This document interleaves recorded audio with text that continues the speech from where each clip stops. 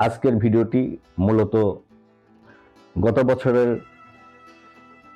June জুলাইয়ে বাংলাদেশের যে অভূতপূর্ব গণ অভ্যুত্থানের মাধ্যমে স্বৈরশাসকের পতন হয়েছিল সেটির ডায়েরি বলবো। মূলত এই অভূতপূর্ব ছাত্র জনতার গণ অভ্যুত্থানের ফলে স্বৈরশাসকের পতনের যে মোটা দাগে যে তারিখগুলো এবং যে ঘটনাগুলো ঘটেছিল সেটি দিনপঞ্জি আকারে এই ডিজিটাল ফরম্যাটে রাখার ইচ্ছা থেকেই এই ভিডিওটি নোট করে নিয়েছি এবং সেখান থেকেই আমি পড়ব এবং পরবর্তী প্রজন্মের জন্য ভিডিওটি থেকে যাবে, যদি না কোনোভাবে ডিলিট করা হয়। 2024 সালের জুন মাস থেকে মূলত মেইন আন্দোলনটি শুরু হয় এবং ইস্যু ছিল কোটা আন্দোলন। আজকে 2025 সালের এপ্রিলের 30 তারিখ, অর্থাৎ আগামীকাল 1 মে। হিসেব করলে দেখা যায় প্রায় 11 মাসের মতো হয়ে গেল ঘটনাটি ঘটে যাবার পরে। যে স্বৈরশাসককে আমরা ভেবেছিলাম কখনোই তার পতন সম্ভব নয়, তার আচরণ, তার অ্যাটিটিউড, তার কথাবার্তা, যেভাবে মানুষের অধিকার হরণ করা হয়েছিল, সব মিলিয়ে একটা জগদ্দল পাথরের মতো বাংলাদেশের জনগণের কাঁধে আওয়ামী সরকার অর্থাৎ শেখ হাসিনার সরকার চেপে বসেছিল। সেখান থেকে আমাদের ছাত্র জনতারা একটি অভ্যুত্থানের মাধ্যমে মুক্ত করে, মানুষের বাক স্বাধীনতা ফিরিয়ে দেয়, মানুষের অধিকার ফিরিয়ে দেয়। আর সে কারণেই আজকে মুক্তভাবে কথা বলতে পারছি। যারা শহীদ হয়েছেন তাদের প্রতি বিনম্র শ্রদ্ধা। আমি আমার মূল বক্তব্যে চলে যাচ্ছি। জুন মাসের 5 তারিখ থেকে শুরু হওয়া জুলাই আন্দোলন, যা কোটা সংস্কারের দাবিতে শিক্ষার্থীদের স্বতঃস্ফূর্ত অংশগ্রহণের মাধ্যমে দানা বেঁধেছিল, সময়ের সাথে সাথে একটি ব্যাপক সরকার বিরোধী গণ অভ্যুত্থানের রূপ নেয় আন্দোলনটি। এই আন্দোলন কেবল একটি নির্দিষ্ট গোষ্ঠীর অধিকার আদায়ের মধ্যে সীমাবদ্ধ থাকেনি, বরং এটি দেশের বৃহত্তর জনগোষ্ঠীর অসন্তোষ এবং পরিবর্তনের আকাঙ্ক্ষাকে প্রতিফলিত করেছিল। এবং এই ঘটনাটিকেই অর্থাৎ এই আন্দোলনকেই বিস্তারিত তারিখ অনুযায়ী তুলে ধরছি। প্রথমেই আসি পটভূমি, অর্থাৎ কোটা পদ্ধতির বিতর্ক ও ছাত্র অসন্তোষ, আমরা এটার শিরোনাম দিতে পারি। বাংলাদেশের সরকারি চাকরিতে নিয়োগের ক্ষেত্রে বিভিন্ন ধরনের কোটা পদ্ধতি দীর্ঘদিন ধরে চলে আসছিল। মুক্তিযোদ্ধা কোটা, প্রতিবন্ধী কোটা, জেলা কোটা, নারী কোটা এবং ক্ষুদ্র নৃগোষ্ঠী কোটা সহ বিভিন্ন শ্রেণীতে 55% পদ সংরক্ষিত ছিল, যেখানে মেধার ভিত্তিতে নিয়োগের সুযোগ ছিল মাত্র 45%। এই কোটা পদ্ধতি দীর্ঘদিন ধরে বৈষম্যমূলক হিসেবে সমালোচিত হয়ে আসছিল। মেধাবী শিক্ষার্থীরা কোটার কারণে তাদের ন্যায্য অধিকার থেকে বঞ্চিত হচ্ছেন বলে মনে করতেন। 2018 সালে কোটা সংস্কারের দাবিতে একটি বড় ধরনের ছাত্র আন্দোলন হলেও সরকার কার্যকর কোনো পদক্ষেপ নেয়নি। ফলে শিক্ষার্থীদের মধ্যে চাপা ক্ষোভ বিরাজ করছিল। 2024 সালের জুন মাসের শুরুতে বাংলাদেশ সুপ্রিম কোর্টের হাইকোর্ট বিভাগ সরকারি চাকরিতে বিদ্যমান কোটা পদ্ধতি বাতিল করে একটি যুগান্তকারী রায় প্রদান করে। এই রায় শিক্ষার্থীদের মধ্যে নতুন করে আশার সঞ্চার করে এবং তারা এই রায় দ্রুত বাস্তবায়নের দাবি জানাতে শুরু করে। এরপরে আসি আন্দোলনের সূত্রপাত ও বিস্তার। 5 জুন থেকে 30 জুন 2024। 5 জুন 2024 বাংলাদেশ সুপ্রিম কোর্টের হাইকোর্ট বিভাগ সরকারি চাকরিতে বিদ্যমান কোটা পদ্ধতি বাতিল করে রায় দেয় এই রায়ের পরপরই ঢাকা বিশ্ববিদ্যালয় সহ দেশের বিভিন্ন পাবলিক বিশ্ববিদ্যালয়ের শিক্ষার্থীরা স্বতঃস্ফূর্তভাবে আনন্দ মিছিল ও সমাবেশ করে। তারা এই রায়কে তাদের দীর্ঘদিনের আন্দোলনের ফসল হিসেবে স্বাগত জানায় এবং সরকারের কাছে দ্রুত এই রায় বাস্তবায়নের দাবি জানায়। এরপর কিছুদিন চলে যায়, জুলাই মাস আসে। জুলাই মাসের প্রথম সপ্তাহে কি ঘটনা ঘটেছে? হাইকোর্টের রায় বহাল থাকায় এবং সরকারের পক্ষ থেকে কোনো সুস্পষ্ট ঘোষণা না আসায় শিক্ষার্থীদের মধ্যে ফের অসন্তোষ দেখা দেয়। তারা একটি নতুন নির্বাহী আদেশের মাধ্যমে কোটা বাতিলের আনুষ্ঠানিক ঘোষণা এবং মেধা তালিকার ভিত্তিতে নিয়োগের দাবি জানায়। ঢাকা বিশ্ববিদ্যালয়, জাহাঙ্গীরনগর বিশ্ববিদ্যালয়, রাজশাহী বিশ্ববিদ্যালয়, চট্টগ্রাম বিশ্ববিদ্যালয় সহ দেশের প্রায় সকল পাবলিক বিশ্ববিদ্যালয়ে বিক্ষোভ সমাবেশ ও মানববন্ধন অনুষ্ঠিত হয়। জুলাই মাসের দ্বিতীয় সপ্তাহ। এই দ্বিতীয় সপ্তাহে যা ঘটেছে, আন্দোলন আরও ব্যাপক আকার ধারণ করে। বেসরকারি বিশ্ববিদ্যালয়ের শিক্ষার্থীরাও কোটা সংস্কারের দাবিতে রাজপথে নেমে আসে। তারা পাবলিক বিশ্ববিদ্যালয়ের শিক্ষার্থীদের সাথে একাত্মতা ঘোষণা করে এবং যৌথভাবে বিক্ষোভ কর্মসূচি পালন করে। শিক্ষার্থীদের আন্দোলনের তীব্রতা উপলব্ধি করে সরকার 16 জুলাই তারিখে দেশের সকল শিক্ষা প্রতিষ্ঠান বন্ধ ঘোষণা করতে বাধ্য হয়। এই পদক্ষেপ আন্দোলনকে সাময়িকভাবে স্তীমিত করার চেষ্টা করা হলেও শিক্ষার্থীদের মধ্যে বরং আরও বেশি ক্ষোভের জন্ম নেয়। 14 জুলাই 2024 হাইকোর্টের পূর্ণাঙ্গ রায় প্রকাশিত হলে সরকার এবং দুজন শিক্ষার্থী এই রায়ের বিরুদ্ধে আপিল করার অনুমতি চেয়ে আবেদন করে। শিক্ষার্থীদের কাছে সরকারের এই পদক্ষেপ রায় বিলম্বিত করার একটি কৌশল হিসেবে মনে হয় এবং তারা এর তীব্র সমালোচনা করে। 15 জুলাই 2024 প্রধানমন্ত্রী শেখ হাসিনা এক সংবাদ সম্মেলনে কোটা সংস্কারের বিরোধিতাকারী শিক্ষার্থীদেরকে রাজাকারের সন্তান বলে একটি বিতর্কিত মন্তব্য করেন। প্রধানমন্ত্রীর এই মন্তব্যের পরে পরিস্থিতি আরও উত্তপ্ত হয়ে ওঠে। ওই রাতে ঢাকা বিশ্ববিদ্যালয় ক্যাম্পাসে হাজার হাজার শিক্ষার্থী স্বতঃস্ফূর্তভাবে বিক্ষোভ শুরু করে এবং প্রধানমন্ত্রীর মন্তব্যের তীব্র প্রতিবাদ জানায়। 16 জুলাই 2024 ক্রমবর্ধমান কোটা সংস্কার আন্দোলনের পরিপ্রেক্ষিতে সরকার দেশের সকল শিক্ষা প্রতিষ্ঠান অনির্দিষ্টকালের জন্য বন্ধ ঘোষণা করে। একই সাথে শিক্ষার্থীদের হল ত্যাগের নির্দেশ দেয়। সরকারের এই কঠোর পদক্ষেপ আন্দোলনকে দমন করার একটি সুস্পষ্ট প্রচেষ্টা হিসেবে দেখা হয়। 17 জুলাই 2024 এই দিনে ঢাকা বিশ্ববিদ্যালয় সহ দেশের বিভিন্ন পাবলিক বিশ্ববিদ্যালয়ের শিক্ষার্থীরা সরকারের নির্দেশ উপেক্ষা করে হলে অবস্থান করতে থাকে এবং বিক্ষোভ অব্যাহত রাখে। পুলিশ বিভিন্ন হলে অভিযান চালিয়ে বহু শিক্ষার্থীকে আটক করে, যা আন্দোলনে আগুনে আরও ঘি ঢালার মতো অবস্থার সৃষ্টি করে। 18 থেকে 28 জুলাই 2024 এই 10 দিনের উল্লেখযোগ্য ঘটনাগুলো হচ্ছে: গ্রেপ্তার ও দমন পীড়নের মুখে আন্দোলন কিছুটা স্তীমিত হলেও শিক্ষার্থীদের মধ্যে চাপা উত্তেজনা বিরাজ করতে থাকে। সামাজিক যোগাযোগ মাধ্যমে আন্দোলনকারীরা সংগঠিত হওয়ার চেষ্টা করে এবং নতুন কর্মসূচির ঘোষণা দেয়। বিভিন্ন পেশাজীবী সংগঠন এবং সুশীল সমাজের প্রতিনিধিরাও শিক্ষার্থীদের দাবির প্রতি সমর্থন জানায়। এখানে উল্লেখ্য যে এই আন্দোলনকে নস্যাৎ করার জন্য ফ্যাসিস্ট আওয়ামী সরকার সামাজিক যোগাযোগ মাধ্যম অর্থাৎ সারা বাংলাদেশ ব্যাপী ইন্টারনেট একেবারে শাটডাউন করে দেয় বেশ কয়েকবার,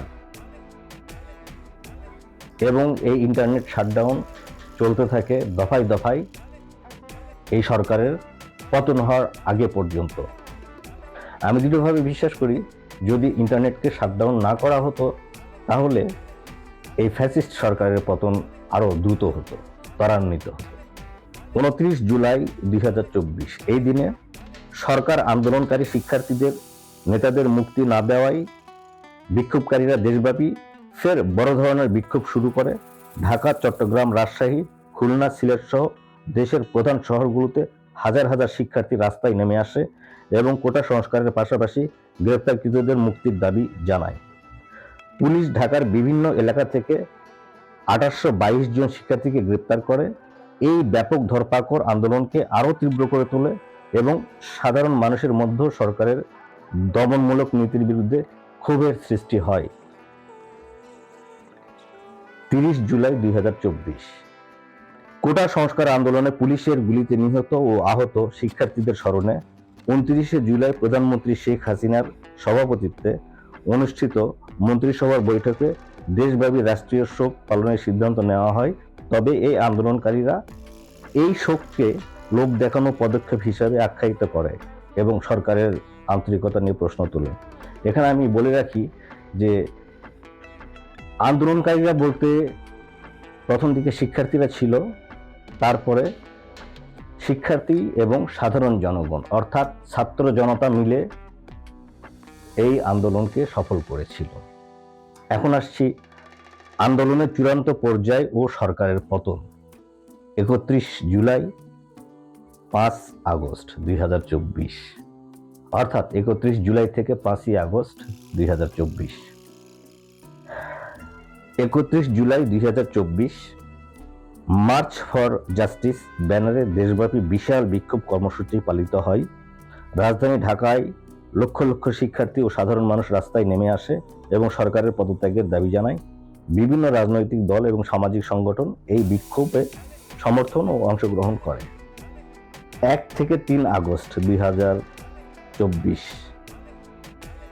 দেশব্যাপী বিক্ষোভ অব্যাহত থাকে।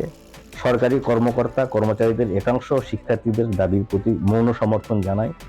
পরিস্থিতি সরকারের নিয়ন্ত্রণের বাইরে চলে যেতে শুরু করে। আন্তর্জাতিক মহল ও বাংলাদেশের রাজনৈতিক পরিস্থিতি নিয়ে উদ্বেগ প্রকাশ করে এবং সরকারের প্রতি সংযত থাকার আহ্বান জানায়। 4 আগস্ট 2024 আন্দোলন একটি অসহযোগ আন্দোলনের রূপ নেয়। শিক্ষার্থীরা ক্লাস পরীক্ষা বর্জন করে, সাধারণ মানুষও বিভিন্ন সরকারি কার্যক্রমের সাথে অসহযোগিতা শুরু করে। দেশের অর্থনীতি স্থবির হয়ে পড়ে এবং জনজীবনে চরম দুর্ভোগ নেমে আসে। অবশেষে সেই মহেন্দ্রক্ষণ 5ই আগস্ট 2024 বাংলাদেশের সেনাবাহিনীর প্রধান জেনারেল ওয়াকারুজ্জামান জাতির উদ্দেশ্যে ভাষণ দেন। ভাষণে তিনি উল্লেখ করেন যে প্রধানমন্ত্রী শেখ হাসিনা পদত্যাগ করেছেন এবং পার্শ্ববর্তী একটি দেশে চলে গিয়েছেন। দেশে একটি অন্তর্বর্তীকালীন সরকার গঠনের প্রক্রিয়া শুরু হয়েছে। এই ঘোষণার পর দেশব্যাপী আনন্দের বন্যা বয়ে যায় এবং আন্দোলনকারীরা তাদের দীর্ঘদিনের সংগ্রামের ফলস্বরূপ বিজয় অনুভব করে। 8 আগস্ট 2024